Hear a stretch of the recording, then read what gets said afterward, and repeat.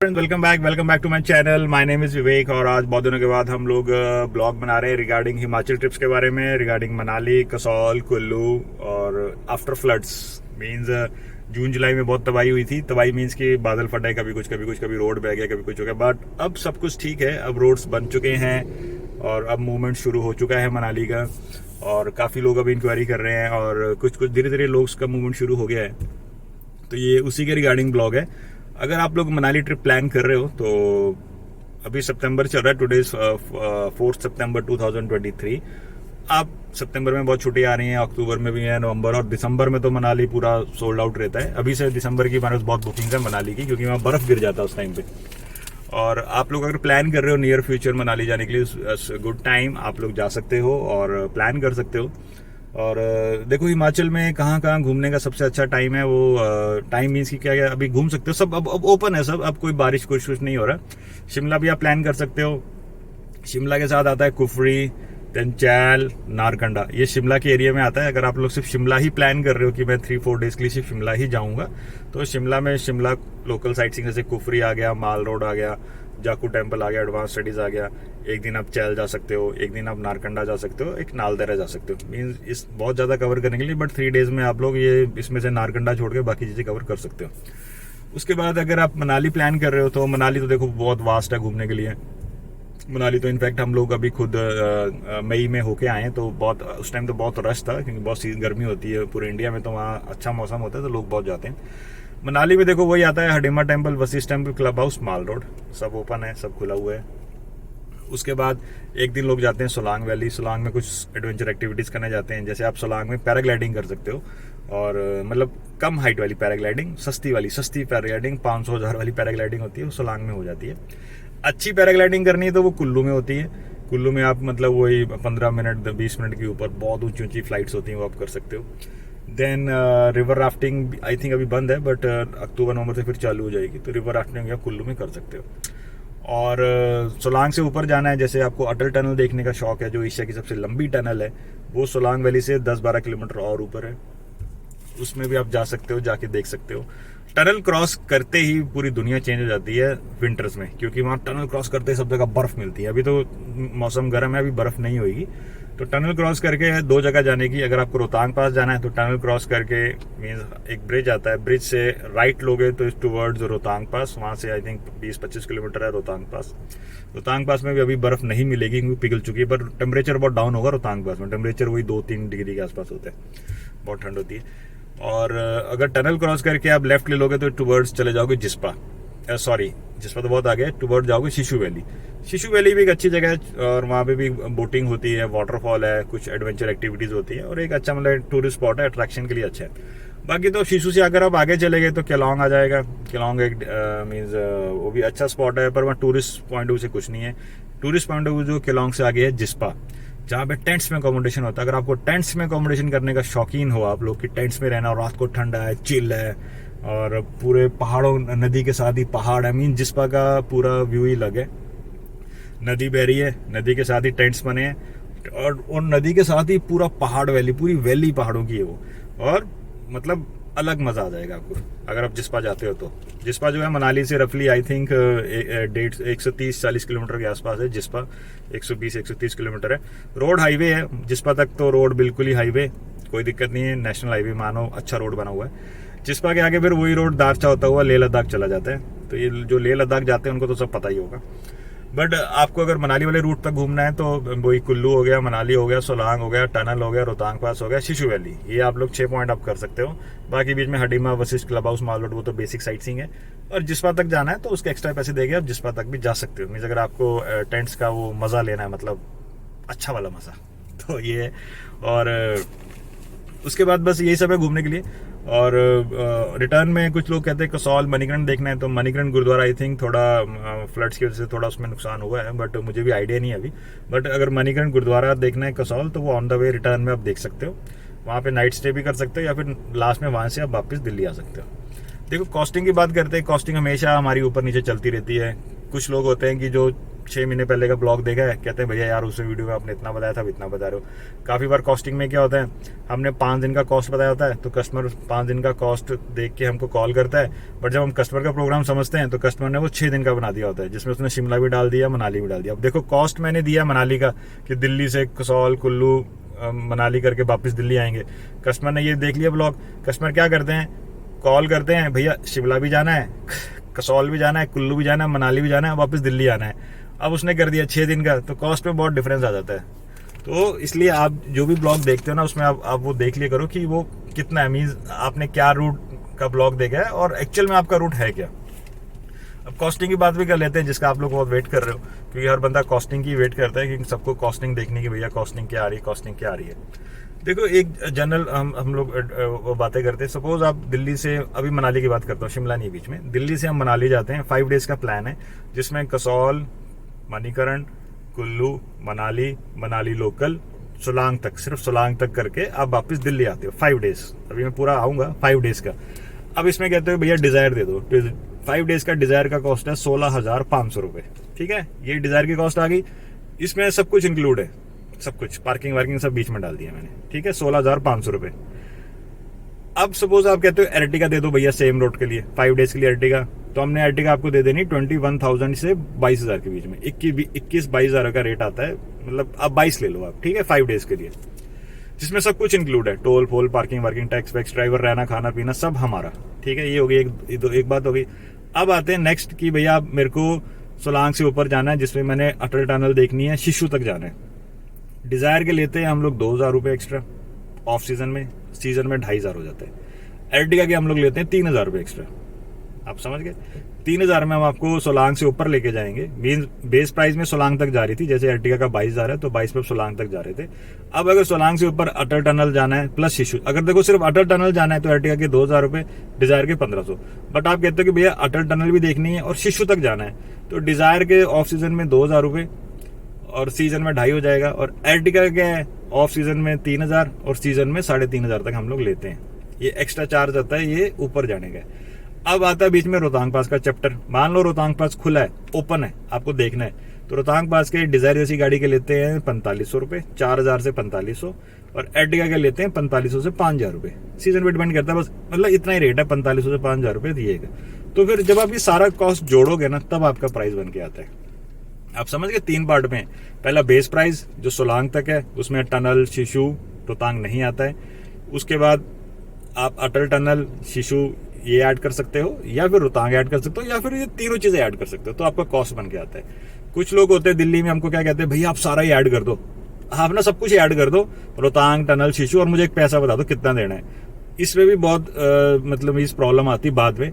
Suppose कर लो हम लोगों ने दे दिया, ठीक है भैया 22 उसके, 5 उसके, 3 इसके, 30,000 रुपये में एर्टिगा आपको दे दी 5 डेज के लिए, और आपको 5 डेज में मीन्स पूरा टैक्स टोल वोल सब कुछ इंक्लूड है। आपको गाड़ी रोहतांग भी दिखाएगी, टनल भी दिखाएगी, शिशु भी दिखाएगी, सोलांग, मनाली, कुल्लू, कसौल, मणिकरण सब दिखा के वापस लाएगी 30,000 रुपीज में, सब कुछ कर दिया। प्रॉब्लम कहाँ आती है, यहाँ तो सब ओके हो गया।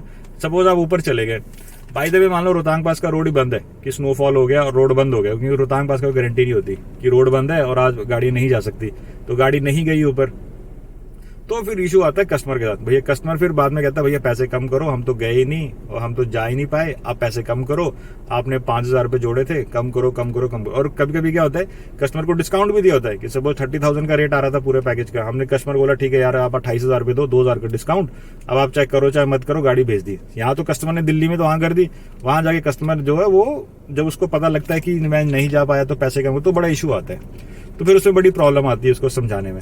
तो हम लोग हर कस्टमर को ये कहते हैं कि आप हर चीज़ अलग अलग रखो, जैसे जैसे आप जाओगे आप उसको ऐड कर लो, आपको फायदा रहेगा, उसी में आपका बेनिफिट है। और ये हो गया इसका। अब देखो इसमें अगर शिमला ऐड हो जाता है, कोई कहता है कि भैया मुझे 6 डेज करते हैं हम शिमला, ठीक है, 6 डेज ठीक रहता है। जैसे दिल्ली से शिमला गए, शिमला में कुफरी कर लिया, mall road, Jakhu temple, advance studies Shimla के अंदर हो गया, प्लस बीच में चैल करना है, चैल भी कर दिया।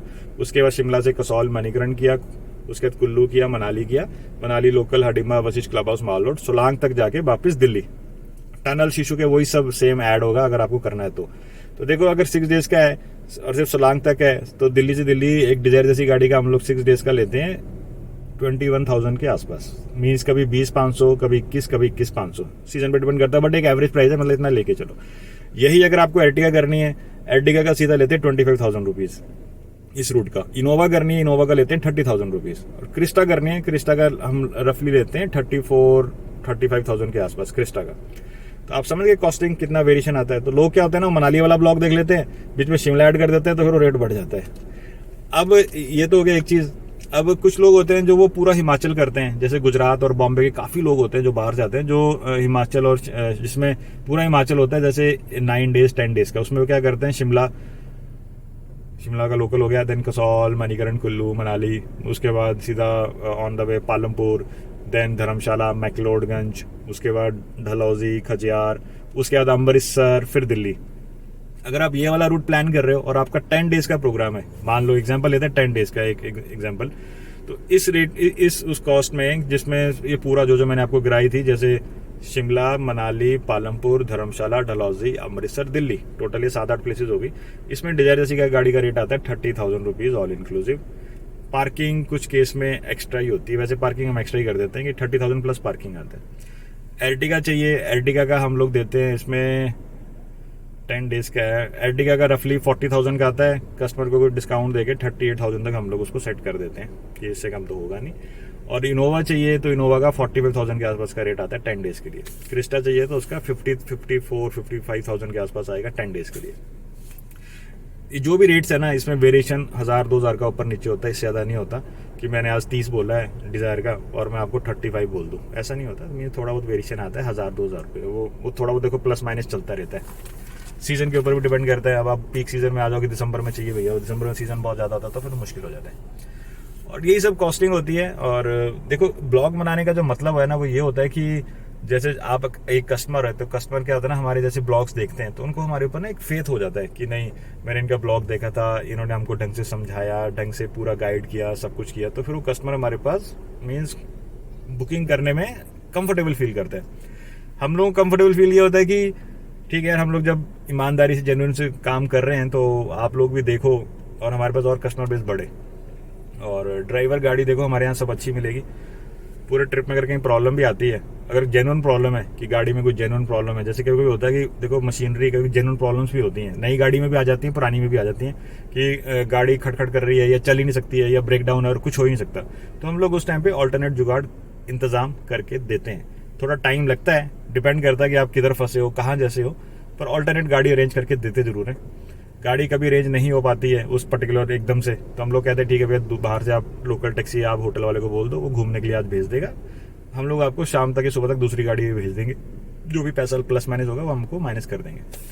थोड़ा बहुत वेरिएशन मीन्स, वैसे तो हम लोग कोशिश करते हैं कि दिल्ली से जो है, चंडीगढ़ से कहीं से भी आप हमसे गाड़ी लो, जो गाड़ी गई है वही पूरा टूर करके वापस आती है।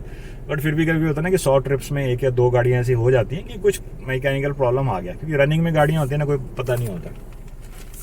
और देखो, मैंने जितने भी ट्रिप्स आपको बताए, आप इतने ब्लॉग्स देखते हो, अगर आपका ट्रिप अगर लंबा है ना, जैसे 6 दिन का है या 8 या 10 दिन का, सबसे बड़ी बात आती है ना कि जो ड्राइवर आपके साथ गाड़ी में गया है, ड्राइवर आपको एक ऐसा चाहिए जो अच्छे से, क्योंकि पूरा ट्रिप ड्राइवर के हाथ में होता है कि अच्छे से ट्रिप निकाले, गाड़ी को मीन्स अच्छे से चलाए, आप कंफर्टेबल जाओ, आप उसे अच्छा फील करो और सब कुछ रहे। कस्टमर हमको बहुत बार पूछते हैं भैया ड्राइवर अच्छा, देखो हम लोग तो अपनी तरफ से अच्छा ही देते हैं, बट ड्राइवर को ना मीन्स आप ट्रिप में खुश करके रखो। खुश करने का मतलब है कि ये मतलब नहीं कि आप उसको अपने साथ बैठ के खाना खिलाओ, आप उसको दूर दूर रखो, बस उसको गाड़ी चलाने से मतलब रखो, इतना फ्रैंक उसके साथ आप मत हो।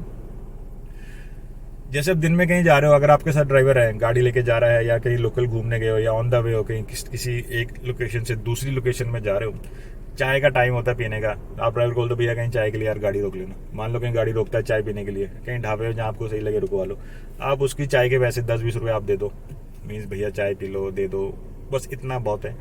कहीं खाना खा रहे हो, मान लो दोपहर का लंच का टाइम हो गया है या रात का डिनर का टाइम है और गाड़ी चल रही है, मीन्स आप ऑन द वे, गाड़ी आपके साथ है, ऐसा नहीं कि आप होटल के अंदर हो और ड्राइवर कहीं बाहर है, तब ज़्यादा इतना नहीं, बट अगर आप गाड़ी में बैठे और गाड़ी चल रही है और आपका लंच का या मील का कोई टाइम हो गया ना, तो ड्राइवर को बोल दो भैया कहीं ढंग की जगह रोक दे, या तो आप उसको खुद ही बोल दो भैया ढाबा या रोको रोको रोको, ठीक है। उसमें क्या है ना, उसको बोल दो भैया यार जो खाना आप खा लो, आपके पैसे मैं दे दूंगा। तो अगर आप 10 दिन का ट्रिप है, 2-3 बार अगर आप पैसे दे दोगे तो ड्राइवर को ये खुशी होगी कि यार कस्टमर बहुत अच्छा मुझे पूछता है। अगर आपको ऐसा नहीं कर रहे हैं तो उसको कुछ मत करो, हर ऑल्टरनेट डेज पे एक एक दिन छोड़ के उसको 100-200 रुपये ऐसे दे दो चाय पाने के लिए, ये लो भैया चाय वाय पी लेना यार, ये लो भैया चाय वाय पी लेना। उससे क्या ड्राइवर खुश रहते हैं कि कस्टमर अच्छा है, कस्टमर हमको पूछ रहा है, पूरे ट्रिप में हमारा ख्याल रख रहा है। और कुछ लोग देखो, कुछ कस्टमर ना बहुत वो होते हैं, मीन्स थोड़े अलग नेचर के होते हैं। ड्राइवर्स हमको बताते हैं वो क्या करते हैं, जैसे गाड़ी से निकले, क्लाइंट ने ज़्यादा जोर से बंद किया और होटल में चला गया। आप पॉइंट समझ गए ना? ड्राइवर को ये बोला भैया अब हमने कहीं नहीं जाना है, अब आप रेस्ट करो, आराम करो। बस क्लाइंट क्या करता है, होटल में चला जाता है। अब ड्राइवर को आप टाइम नहीं बताओगे कि कहाँ जाना है, क्या करना है, जाना नहीं जाना, तो ड्राइवर तो बेचारा बेवकूफ़ तरह बैठा रहेगा। कुछ लोग होते हैं, जैसे कोई ड्राइवर कहते हैं, जैसे ड्राइवर मान लो गाड़ी में बैठा है, ठीक है, एकदम से क्लाइंट आ जाएगा, चलो भैया, आप समझ गए। तो इसमें ये कि आप ना ड्राइवर को पहले से बता के रखो कि भैया हमने शाम को कहीं घूमने जाना है, शाम को हमारा प्लान है, या प्लान अगर बनता है तो आप फोन कर दो ड्राइवर को, भैया हम यार आधे घंटे में नीचे आ रहे हैं, आप गाड़ी तैयार रखना, हमने वहां जाना है, जाके वापस आना है। मीन्स एक इंटीमेशन आपको बताना पड़ता है पहले से। बाकी इसके अलावा और कुछ नहीं है, मीन्स इतना ही पूछो बहुत है। साथ में खाना खिला के चम्मच से ड्राइवर को खाना मत खिलाओ, ये सब उसकी जरूरत नहीं है। कट टू कट अपना हिसाब रखो, वो अपना हिसाब रखेगा, अपना रखो। बस हर अल्टरनेट डेज में 100-200 रुपये उसको दिखाते रहो, पैसा ही जो है, पैसा बहुत कुछ करवाते हैं। बाकी इसके अलावा देखो, टूरिस्ट स्पॉट्स हम लोग सारे घुमाते हैं। आप धर्मशाला मैक्लोडगंज जाओगे तो मैक्लोडगंज का भी Dalai Lama temple, Bhagsunag waterfall, church हो गया, और धर्मशाला सिटी होगी, IPL स्टेडियम हो गया, टी गार्डन हो गए, वार मेमोरियल हो गया, ये सब हम आपको घुमाते हैं। डलहौजी जाते हैं तो डलहौजी में बेसिकली खजियार आता है, और डलहौजी में एक वाटरफॉल आता है, और एक चंबा नाम की जगह आती है जो डलहौजी से पीछे है, तो उसके कुछ एक्स्ट्रा कॉस्टिंग करके हम लोग ऐड करके आपको देते हैं। बाकी यही सब था। हमारे बहुत ब्लॉग शॉर्ट्स आपने देखे होंगे, तो ये एक और ब्लॉग में आज एंट्री हो जाएगी, और आप देखो, आप अपने फ्रेंड्स को रिकमेंड करो, खुद आओ, खुद जाओ, कॉस्ट लो, जब मर्जी लो, जितनी मर्जी इंक्वायरीज करो, जो आपको पूछना मन आता है पूछो। हम लोग कभी आपको ये नहीं बोलेंगे कि भैया आप फ़ोन रख दो, आपके बस की गाड़ी लेने का नहीं है। आप निश्चिंत होकर फ़ोन करो, जो पूछना पूछो। तो उम्मीद करता हूँ ब्लॉग पसंद आएगा। तो thanks for watching. My name was Vivek and company name was the passenger the transporter. So please like, subscribe to my channel. Thanks for watching. Bye bye.